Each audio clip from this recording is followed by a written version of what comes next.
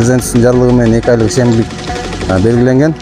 Ошонун негизинде күзөт кызматкерлери бизге 150дей күзөт кызматкер келген. Бүгүн ушу Бакай Ата конуштун ичинде болгон көчөлөрдүн бардыгын тазалап, Кудай буйрса, ишемдик жакшы жүрүп атат.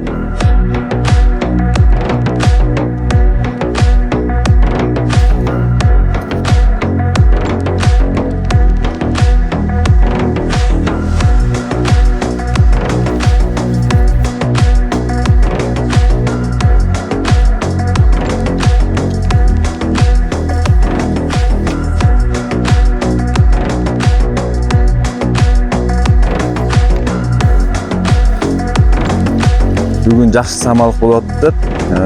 Ички иштер министрлигине караштуу күзөт кызматынын кызматкерлери бүгүн биздин Жумасев Бакай Ата Свердловский районуна караштуу Бакай Атабызга келип ушундай жакшы субботниктер кылып уруштуруп бергенине чоң ыраазычылыгымды айтмакчымын. Баягы биздин коопсуздугубузду эмес, биздин тазалыгыбызды да сактап бергенине өзгөчө ыраазычылык.